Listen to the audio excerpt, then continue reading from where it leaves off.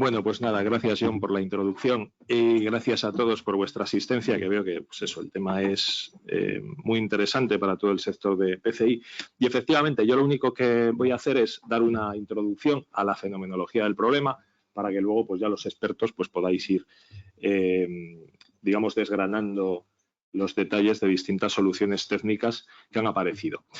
Todo esto se debe a que, bueno, pues a que ahora mismo tenemos baterías de ion litio rodeándonos por todas partes. Pequeños y medianos electrodomésticos, digamos, soluciones de movilidad que pueden ir desde patinetes a carritos de golf a distintas sillas de ruedas eléctricas, por supuesto, vehículos eléctricos, motocicletas, etcétera.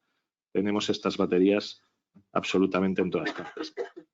¿Y qué son estas baterías? Pues para el que no lo sepa, al final estas baterías están compuestas por celdas, más o menos celdas. Pueden ser de este tipo, que nos recuerda mucho pues, a las pilas clásicas de 1,5 voltios que hemos metido todos en nuestros juguetes de pequeños. Y estas pilas lo que hacemos es conectarlas, las vamos conectando en serie unas con otras y de esta manera pues vamos incrementando tensiones y al final tenemos pues un conjunto que nosotros lo que vemos externamente pues es algo parecido a esto, ¿vale? Bueno, aparte de encontrarlas en estos pequeños medianos electrodomésticos, soluciones de movilidad, etcétera, este tipo de almacenamiento de energía está cada vez más utilizado. Bueno, pues en el ámbito de las energías renovables, sobre todo, ¿verdad? Como las energías renovables al final no producen cuando hay sol, producen cuando hay viento, pues tenemos que buscar una forma de guardar ese exceso de energía que no podemos consumir de forma inmediata y para eso pues están utilizando estos bancos de almacenamiento de energía, que básicamente pues es el mismo fundamento que podemos encontrarnos en una batería más pequeñita, más estándar, pero digamos pues en configuraciones mucho más grandes, formando pues módulos de celdas. Esos módulos al final pues van interconectados entre sí y todo esto pues dentro de un contenedor para, bueno, pues para dar servicio, como decimos, a una de estas aplicaciones normalmente en energía renovable o en sistemas de alimentación ininterrumpida, etc. Bien, ¿qué es una de estas baterías o cómo está configurada una de estas baterías? Bueno, pues como cualquier pila, tiene dos electrodos, un ánodo y un cátodo. En el cátodo, en el electrodo positivo, es donde vamos a tener óxido de litio. Cuando hablamos de baterías de litio en general, bueno, pues hay que tener en cuenta que en su momento había baterías de litio metálico. El litio es un elemento que es muy reactivo. Esa reactividad también explica por qué lo utilizamos con esta finalidad, ¿vale? El litio tiene un electrón únicamente en su última capa, entonces es muy fácil hacer que ese electrón vaya moviéndose, quitarle ese electrón y de alguna manera pues generar esa corriente eléctrica. Se pasó del litio metálico al óxido de litio por una cuestión puramente de seguridad. El litio metálico es muy reactivo y cuando combinamos el litio dentro de un óxido le damos estabilidad a ese compuesto. Es mucho menos reactivo y lo podemos utilizar de forma mucho más segura. Entonces, como digo, tenemos por una parte ese óxido de litio, tenemos en el ánodo, en el polo negativo, lo que vamos a tener es grafito, básicamente, y durante un proceso de carga lo que estamos haciendo es provocar que digamos, ese electrón que decíamos que es muy fácil arrancarle al litio, lo que vamos a provocar durante el proceso de carga es que esos electrones vayan todos a esta zona del grafito. El grafito es como podríamos decir, un enorme parking donde cada átomo va a encontrar un hueco para sentarse. Y por otra parte, claro, cuando estamos quitándole un electrón al litio, estamos creando un catión de litio. Ese catión de litio también va a viajar hacia el grafito, pero lo va a hacer a través de la propia pila, lo va a hacer a través de un elemento que es el electrolito, que separa el ánodo y el cátodo, impide que haya un cortocircuito y facilita el viaje de esos cationes que se van a sentar también en ese parking de grafito que decíamos, en plazas diferenciadas, ¿vale? Pero se van a sentar todos ellos ahí. Y también vamos a tener un separador que normalmente pues, es una membrana polimérica. Tanto el separador como el electrolito solo permiten el viaje de los cationes de litio. Los electrones siempre tienen que ir por fuera, por un circuito. ¿De acuerdo? Entonces ya tendríamos la pila cargada. Lo que hemos hecho ha sido, como hemos dicho, pues hemos conseguido pasar los electrones a este aparcamiento de láminas de grafito. También hemos conseguido pasar los cationes a ese aparcamiento. Tendríamos la batería cargada. Durante el proceso hay que tener en cuenta que lo que hemos generado es un estado inestable de ese litio, ¿de acuerdo? Entonces, en el mismo momento que nosotros conectemos de nuevo, cerremos el circuito a través de un elemento que consume esa energía, a través de una bombilla, por ejemplo, pues lo que vamos a hacer es que automáticamente esos electrones y esos cationes que se encuentran en un estado, podríamos decir, no natural, lo que van a hacer esos electrones es pasar por ese circuito externo, alimentando a ese elemento en cuestión, mientras que los cationes van a volver otra vez a formar parte de ese óxido atravesando por el interior de la pila, ¿de acuerdo? Y ese es más o menos el proceso que diferencia además estas pilas respecto de las pilas tradicionales. Las pilas tradicionales se descargaban, no había vuelta atrás, era un proceso no reversible. Pero con este proceso lo que conseguimos es revertirlo, ¿no? Ese proceso de carga y descarga nos permite, de alguna manera, pues eso, generar pues varios ciclos de vida, varios ciclos de carga y de descarga. Bueno, pues esto llevado a la práctica sería más o menos así, ¿vale? Bien en un formato de celda cilíndrica o en un formato de celda prismática, podemos ver cómo por un lado hablábamos de las láminas de grafito. En esas láminas de grafito pues aparecen aquí pintadas pues una lámina de grafito, una lámina de cobre, una lámina de carbono. ¿El cobre qué finalidad tiene? Bueno, pues el cobre actúa un poco como digamos, catalizador de esos elementos, ¿no? Tienen que buscar un elemento metálico para salir de esa pila, ¿no? Entonces, pues esa es la función del cobre. Tenemos el separador, como decíamos también, y luego tenemos, por otra parte, pues el óxido, en este caso, pues un óxido de manganeso y litio. Tenemos una lámina de aluminio y otra lámina de óxido y de manganeso. Y finalmente, pues, la carcasa exterior y demás. Y es muy parecido en una celda prismática. En una celda prismática esto lo tenemos en plano y en una celda cilíndrica lo tenemos enrollado para compactar. También es interesante, y no lo he dicho, ¿por qué usamos el litio? No solo por esa capacidad que tiene de desprenderse de ese electrón, sino porque es un elemento muy ligero, es de los elementos más ligeros de la tabla periódica. Y como sabéis, pues una cuestión que miramos mucho en las baterías, pues bueno, las baterías es lo que hace que pesen los aparatos, básicamente. Cuanto más ligero, mejor. Entonces utilizamos el litio por eso, utilizamos el litio porque tiene también un potencial electroquímico muy interesante, 3,5 voltios, que nos permite, pues como decimos, utilizar esas celdas en serie para conseguir tensiones bastante mayores. ¿Cuál es el problema? Pues el problema es un poco por lo que estamos aquí, ¿no? Pues que de vez en cuando estos elementos, estos electrodomésticos, estos aparatos con baterías de litio, pues nos han dado algún disgusto. ¿Es porque es insegura la batería? Pues yo no diría tanto. Yo diría que muchas veces, pues lamentablemente, lo que hacemos es una manipulación inadecuada de las baterías, trucamos la batería para que el patinete corra más, o puede haber pues algún problema de algún defecto mecánico, etcétera, en lo que podemos abundar luego. Lo que es cierto es que va a haber cada vez más incendios. No porque las baterías sean especialmente inseguras, sino porque hay cada vez más baterías en todas partes, ¿no? Entonces, al final, por pura estadística, vamos a seguir teniendo incendios de esta tipología y de lo que se trata es de buscar fórmulas para atajarlo. ¿Cómo se producen estos incendios? Bueno, pues hay distintas fenomenologías, ¿no?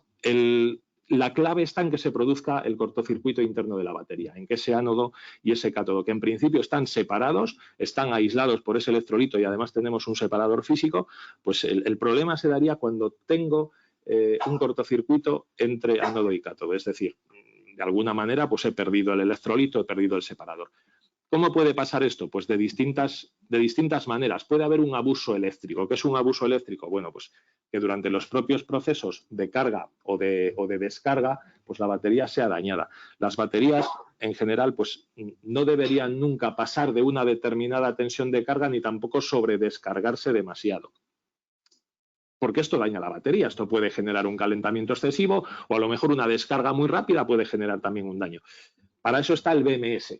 El BMS es el Battery Management System, que es un sistema que incorporan las baterías para regular la carga, ¿de acuerdo? Para regular ese proceso de carga, para que ese proceso tenga lugar en las condiciones adecuadas. Y también en un momento dado para parar la carga si detecta que hay, por ejemplo, pues un incremento anómalo de temperatura. Entonces, el BMS es un elemento que es fundamental para una adecuada gestión de la batería, para una adecuada un adecuado comportamiento durante los procesos de carga y de descarga. Con lo cual, pues bueno, un buen BMS en una batería comprada a un fabricante con garantías, pues debería ser pues una garantía para que eso no suceda.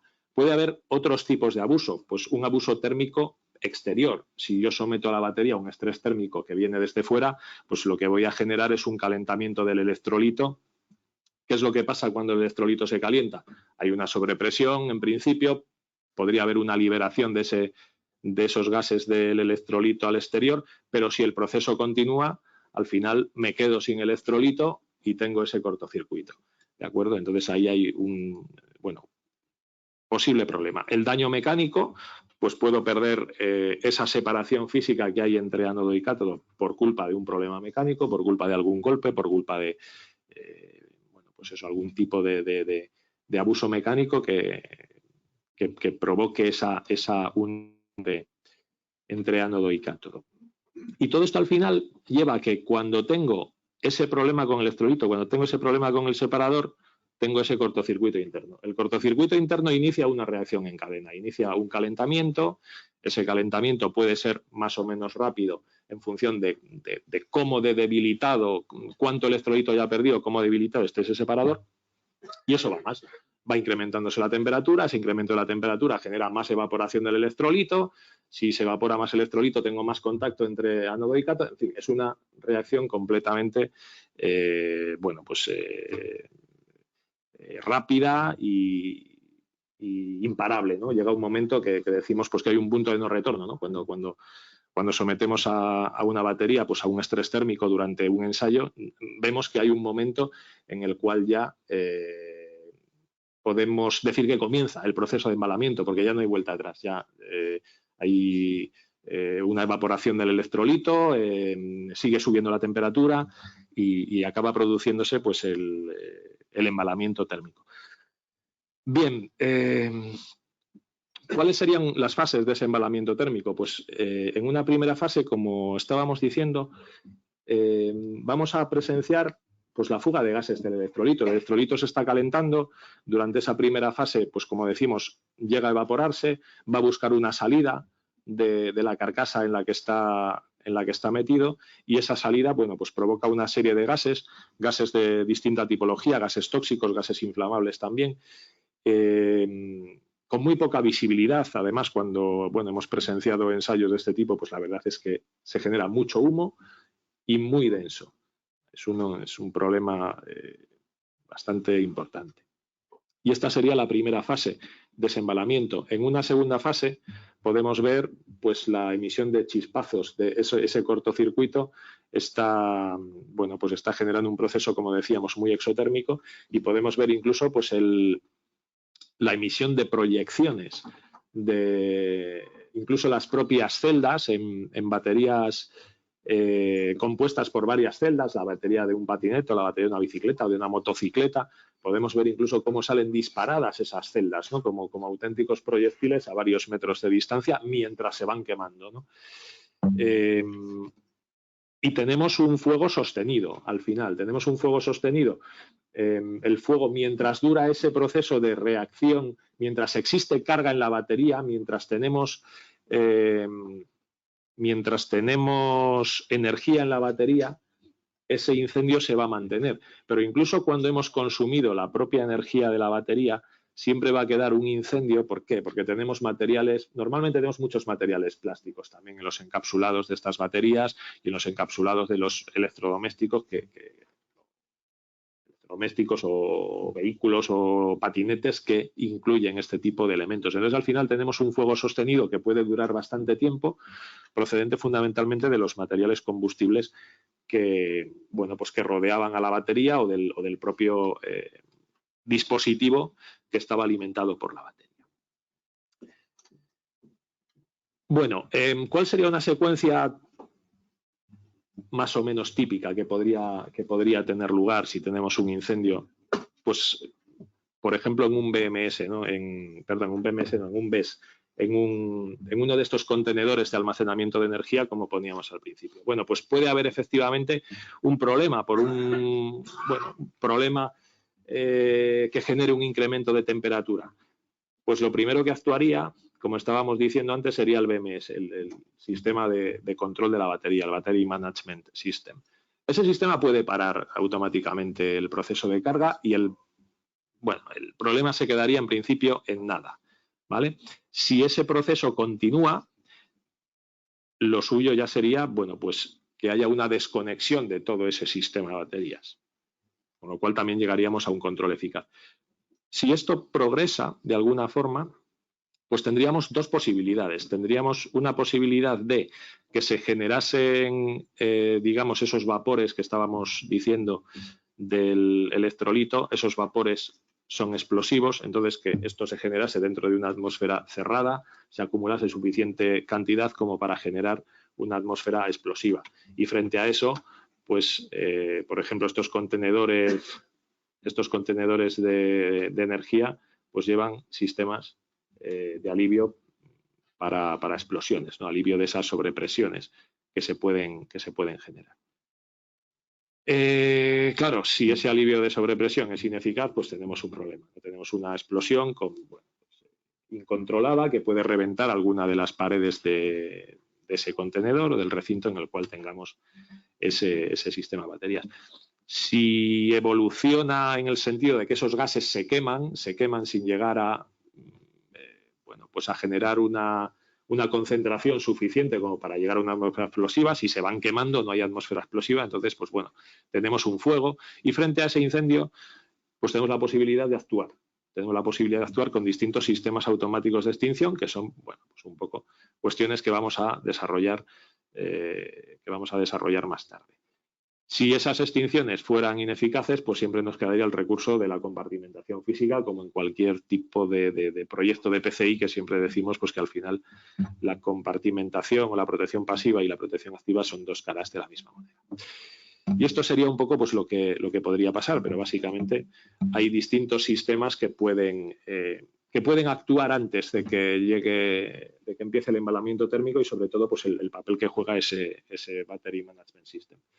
Quería solo hacer mención a esto, es decir, tenemos que tratar adecuadamente las baterías a lo largo de su vida útil dentro de esos dispositivos en los que tenemos, no generar nosotros mismos esos abusos térmicos o mecánicos que puedan poner en peligro la batería, pero incluso cuando la batería llega al final de su vida útil, no tengamos la tentación de tirarlo a la basura de cualquier manera. Hoy en día cualquier chisme, el juguete de vuestros hijos más tonto puede llevar una batería a litio.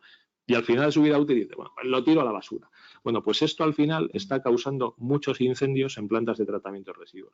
Porque eso llega a la planta de tratamiento de residuos y ahí es muy fácil, sobre todo, que haya algún tipo de abuso físico, abuso mecánico. Están tratando esos residuos con palas, están tratándolo con brazos articulados. Van a romper esa batería y va a generar un inicio del proceso de abuso térmico. Bueno, y sin más, para concluir, lo primero, que las baterías de ion litio no son intrínsecamente peligrosas, es decir, no pensemos que estamos rodeados de artefactos explosivos por todas partes, no es eso, pero es verdad que una manipulación inadecuada, que a determinados abusos pueden dar lugar a ese proceso de embalamiento. Ese proceso de embalamiento comienza con una emisión de gases por evaporación del electrolito y luego va a seguir con una liberación rápida de la energía de la celda debido a ese cortocircuito interior. Cuanto más cargada esté la celda, más problema. Por eso muchas veces pues, vamos a almacenar baterías de vehículos, no se almacenan cargadas a tope, se almacenan con un mínimo nivel de carga. La batería tampoco puede estar completamente vacía, como hemos dicho, pero se almacenan con la mínima carga posible. Esa energía se va a liberar en forma de calor y se va a mantener mientras la celda tenga carga. Olvidaos de poder extinguirlo completamente, la extinción perfecta, completa, no existe. Lo que vamos a hacer es controlar la emanación de gases, controlar la radiación para evitar generar focos secundarios principalmente, pero mientras la batería tenga carga va a seguir ardiendo. Ese proceso incluye gases tóxicos, humos, partículas sólidas, etcétera. Hay técnicas ensayadas que vamos a ver a continuación y, sobre todo, como decíamos, desde el punto de vista del usuario, siempre una manipulación correcta de las baterías durante toda su vida útil y también incluyendo su reciclado. Y sin más, pues agradeceros vuestra atención y seguimos con la jornada.